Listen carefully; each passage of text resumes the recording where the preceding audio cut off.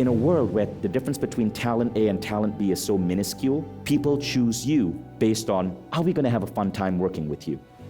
And you want to remember that. If you can curate this ability to have people want to be in your presence, this becomes the third superpower.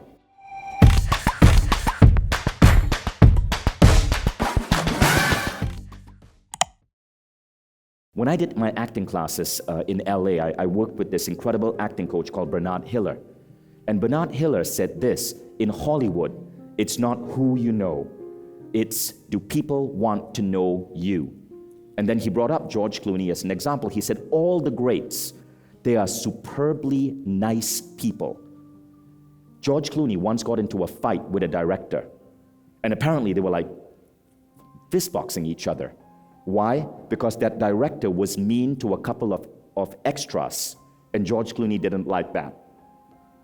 But it turns out that people like George Clooney, Ryan Reynolds, all the great stars are superbly nice and polite to everyone. Keanu Reeves is one of the kindest people alive. Read the stories about him.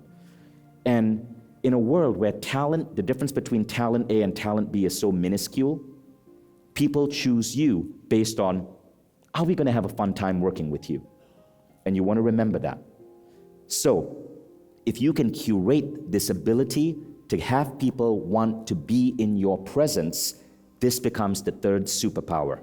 So I want to show you what I did, because I learned to use this to create networks. And I'm going to share with you a 3-minute video that shows you how I created these networks all around the world. So when I show up in LA or I show up in Dubai, extremely wealthy individuals give me their yachts or their homes and say, Vishen, I want you to bring your entire network. You can use my home and let's celebrate together. So wherever I go in any major city, I've hacked networking. And I want to show you how, and I want to show you how you can do it as well. Watch this video. A lot of people know about my company, Mindvalley, but many people don't know about a non-profit that I run called The Gathering. And The Gathering is all about connecting fascinating people. So every time I meet someone that's fascinating to me, I do something really sneaky. Basically, I get their name, find them on Instagram or LinkedIn, I grab their picture, I put them in a database, and I put down little information about them, what they do, their bio, why I find them fascinating, the city that they live in. And I've built this database out to 700 fascinating people. Why am I collecting people in this weird, creepy way? Well, the reason is because 10 years ago, I was feeling really lonely. And I was living in a city, Kuala Lumpur, Malaysia, didn't really have that many friends in that city, and I wanted to meet interesting people who would inspire me. But since no one was inviting me to events, I was so far away from the United States, I decided to create my own communities. I started building this database of interesting people. And then, if I was in a city or if I was traveling, I would host a dinner and I would invite people from that city who were in my database together. These people didn't know each other, but I would bring them together. I'd call this event The Gathering, and we would do a strange ritual. Everyone would stand in a circle, and I would point to each person, appreciate them, and say one thing fascinating about them. All of a sudden, everyone at my gathering knew a little bit about the other person and now had something to talk about, and huge connections would form. And I would be the center of all of these connections. All of a sudden, these gatherings started getting bigger and bigger and bigger. Soon, wherever I was traveling to, wealthy individuals would give me their homes, their yachts, to conduct these gatherings because the people I brought in were truly unique.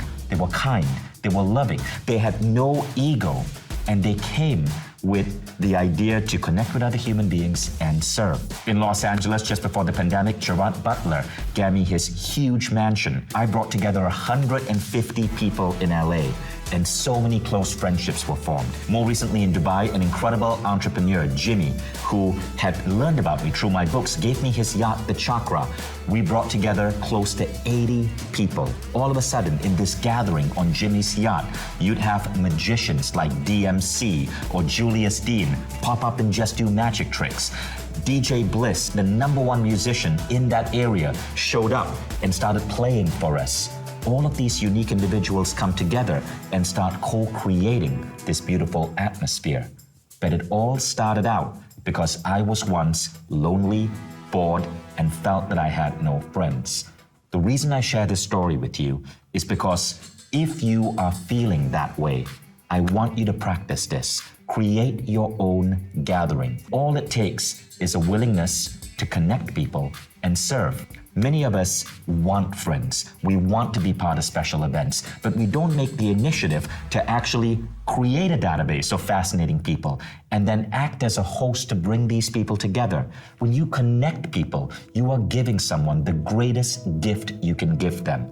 The gift of allies, friendships, sometimes even lovers. If you're feeling lonely, don't wait for someone to ask you out. If you feel that you're not meeting the right people, don't wait to be invited into some exclusive group. Start your own gatherings. Follow the model that I created. Start collecting people. So if you feel lonely, if you feel you're not being invited to events, if you feel that you're not meeting the right people, perhaps you might want to try something similar. Don't wait to be invited. Do the inviting. You may think that there's nothing special about you, but look, if you start collecting fascinating people, you instantly become special because you're the person with the list. Keep that in mind. When my US visa ended and I had to leave the United States and go back to Malaysia, I started from scratch. I had no friends in Malaysia. It was that loneliness that was the spark that caused the gathering idea to emerge. So, did you guys get the message there? Don't wait, create your own little gathering. Now, by the way, this is my list. These are people on my list. So I have 700 people on my list. Every time I meet someone interesting, a lot of them I met at AFES, I add them to the list. I add the country they are from. I add the field they are from. And so for example, for AFES, all of the authors and special friends that I brought together, I created a simple view using Airtable. I send it to all of them on WhatsApp, and everybody can see and learn about each other. So Niraj can learn about Peter, Peter can learn about Ken Honda. So even when they show up here at AFES, they know a little bit about each other. And this list becomes your third superpower. It becomes an asset, because through this list, you can find future business partners. You can find future employees. These are the type of people you want to bring into your life. Friends and allies, mentors, employees, close team. This is like your executive team, contractors. But you have to start. You have to start by being the linchpin. The linchpin is the person who brings everyone else together. An easy way to start in your city, commit to hosting a dinner every Thursday. You don't even have to pay for it. Provide a space, get 6 people together every Thursday. Commit to bringing people together. Build that list. And every Thursday, add new people.